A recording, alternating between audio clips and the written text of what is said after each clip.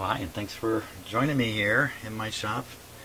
We're going to take a look at radio number 2 here. The very cool General Motors car radios. So this is not exactly identical to the other radio, but it's very, very close. But I think all the controls, all that, are physically in the same location. So these radios are swappable. Probably just made at slightly different times. So, and this guy is completely assembled here. He's not apart at all. I'm not sure I just want to go ahead and power it up. I think I should really take the back off and look inside and see what's happened. Plus, look at this power cord. Look at this. Bare.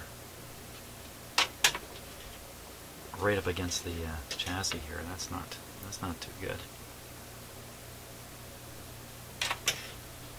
Okay, so it's just a simple matter of taking out some screws here, and we can get the bottom plate off. Peek inside.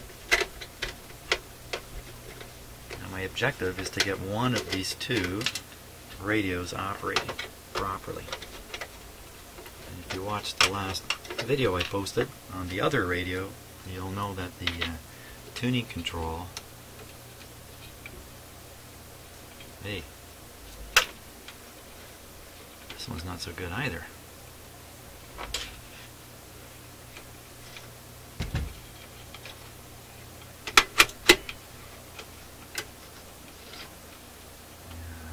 I think there's a slip clutch in this for when you get to the end of the, oh, it's really, ugh. It's ugh. Wow. Once again though, the buttons are tuning it. You're in the very same boat here as the other radio. The other radio, the tuning control appears to be disengaged. Okay, 2 screws and the bottom should come off. These are probably very, very rugged radios too, as you can imagine. They had to, oh, what was that? I heard something fall there.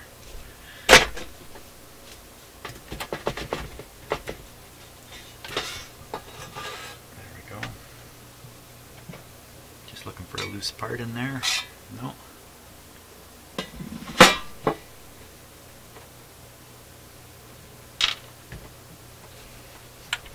Let's take a look. Tubes are in place. You can see it's distinctly different in the physical arrangement of the components in here.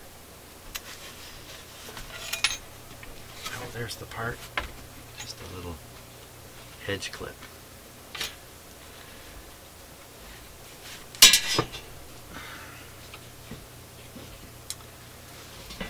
I want to see if anybody's done any work in it.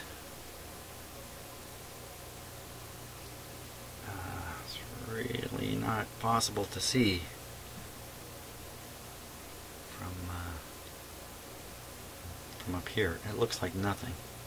I can see a older wax capacitor sitting right there. Well, the next move might be to power it up, see what it does. And,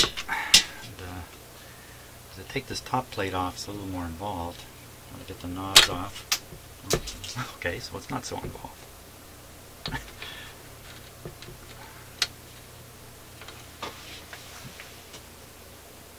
At least the one side's not involved.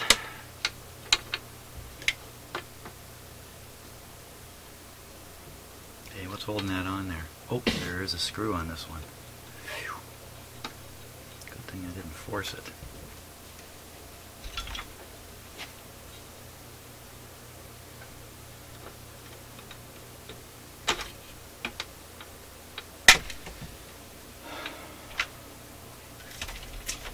One of the things about doing this kind of work is you regularly encounter the best efforts of others.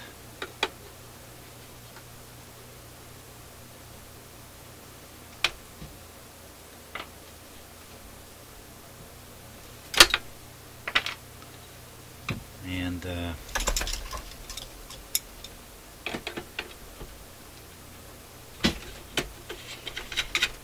particularly if it's the efforts of a clever person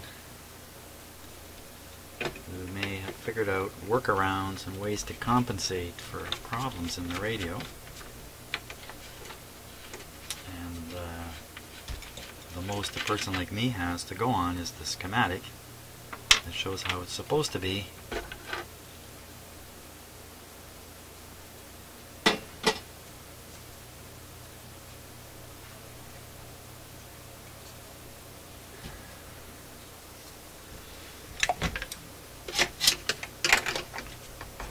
I don't think that's the case with this one.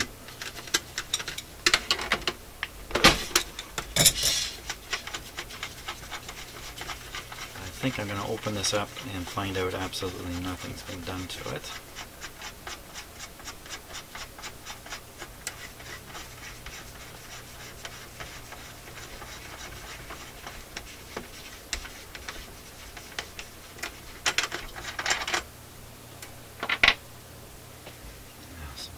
Around the outside here.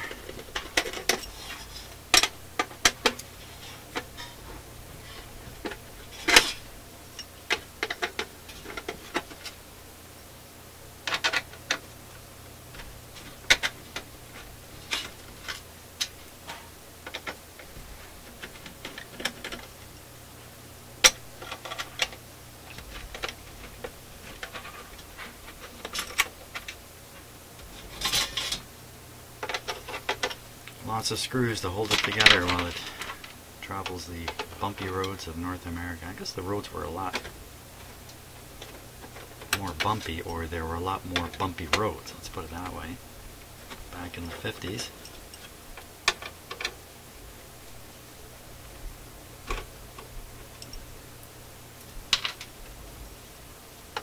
As if you had built something that was a little bit weak, it would shake apart. I'm surprised the tubes stay in. They don't seem to have clips or clamps on them. Gee, regular radios, tabletop radios often sometimes have clips, and there's a kind of tube called a lockle tube, which was popular for a while. So when you popped it in the radio, it actually had a little gripping sort of mechanism. Yeah, nothing's been done in this radio.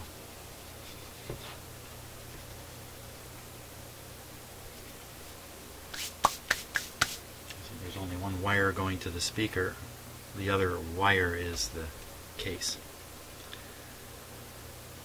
Nothing, look, it's just full of these wax capacitors. So all the work was done on the other radio. I suspect this one was never even opened. Capacitors up in here. Wow. Should we give it a go? What's the worst that can happen? Doesn't work.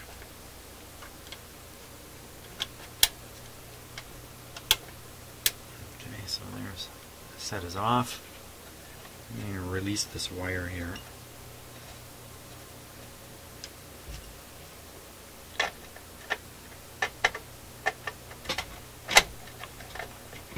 Get it away from the cabinet. Look, it's even taped right there. Yikes.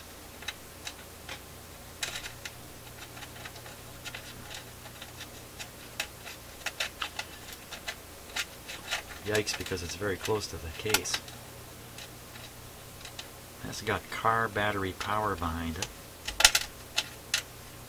I'm sure it was fused in the car's fuse panel, but you know, car batteries, wow.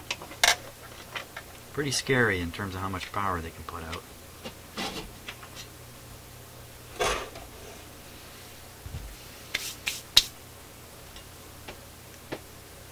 Okay, I need to reconnect I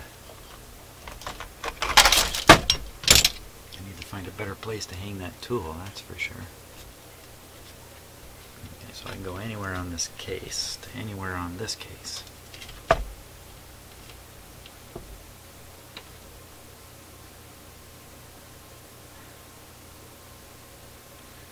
Now, I can't, as I've maybe learned the hard way, it's not wise to bring these things up slowly. On power, it's better to just hit them with the 6 volts and hopefully all is well. So we'll do that. Now the power supply I'm using has all kinds of protection in it.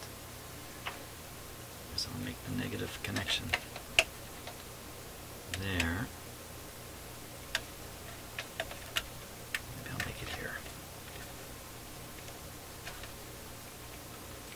Okay, and I'll put the positive connection there.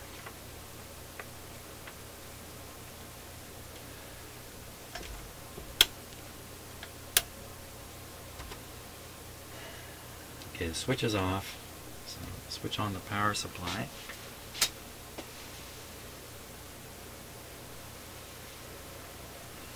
Power supply is ready. One last look.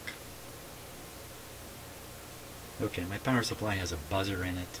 If there's something wrong, if this has got a short circuit in it, we'll hear the buzzer. Here we go.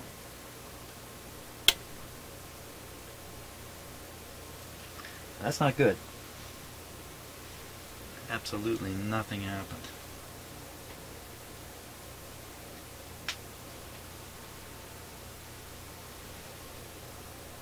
I should hear the vibrator vibrating in this. The tubes are lighting. Okay, so the tubes are getting their 6 volt filament voltage. So the light is on. Let's turn it up.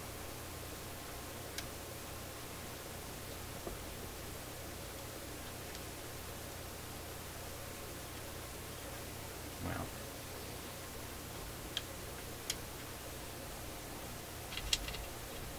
not a sound coming from the speaker, so I suspect the vibrator is not vibrating. Switch it off here.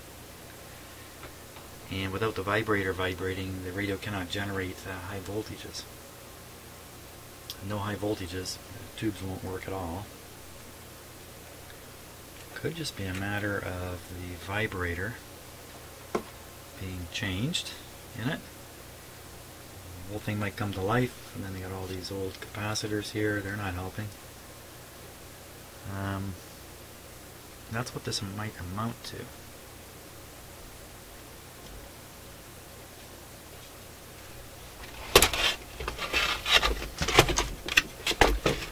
I think I learned how to test a vibrator. These things are clipped in, sort of. They're not easy to get out.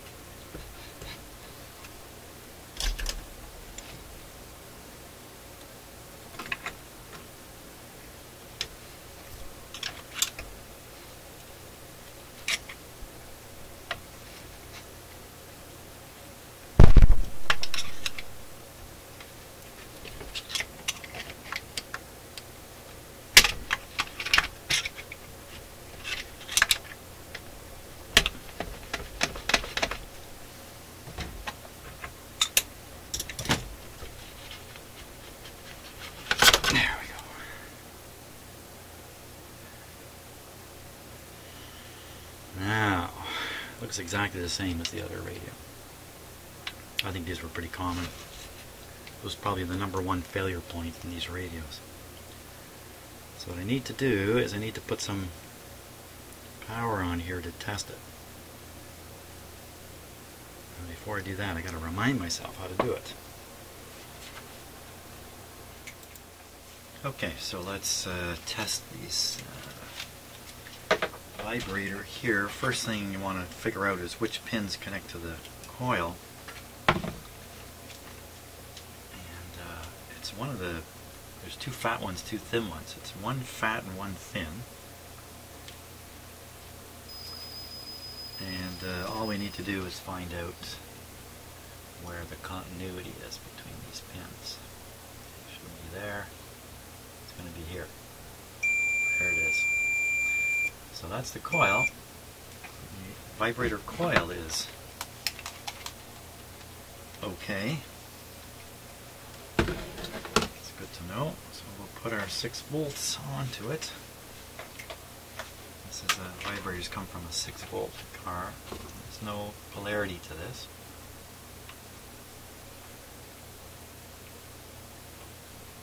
Oops.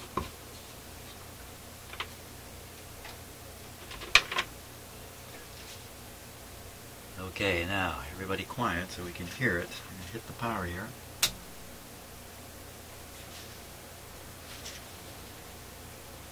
I don't hear anything. Hello? Hello? No, nothing coming in. Okay. We now apply repair technique number 5.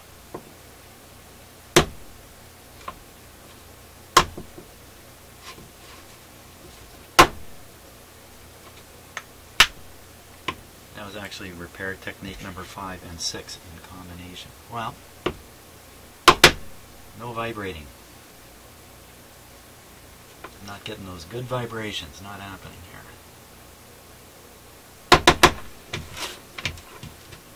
Sometimes the contacts are a little stuck inside. Let's see if I'm getting any real current through the coil. Oh, that was interesting. As I disconnected this, I could feel the vibrator go in it. Oh, that's interesting. Yeah, you can't hear it, but I first connect it.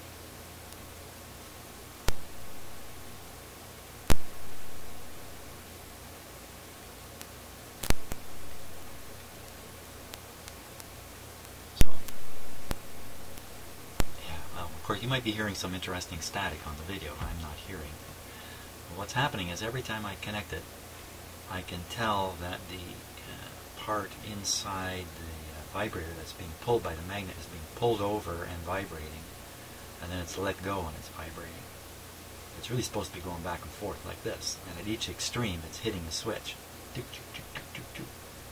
it should make a little buzzy sort of sound as it strikes the switches. One of them, when it strikes the switch, it actually shorts the coil.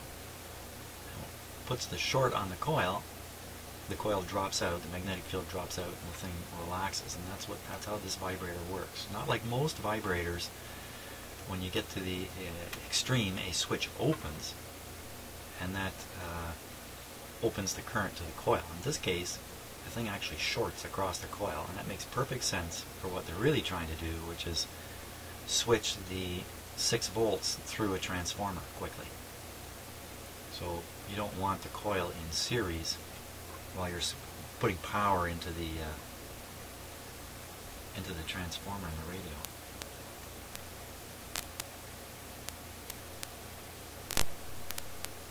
This is really close.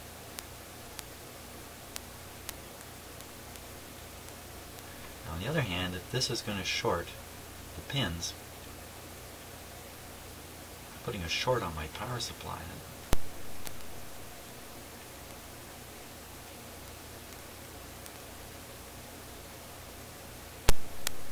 Now it just doesn't have enough oomph. 6 volts. No doubt it's the right. So that's the problem with this radio. That's a problem with this radio. If I put in the working vibrator from the other radio, this radio will probably come to life. Should I try that?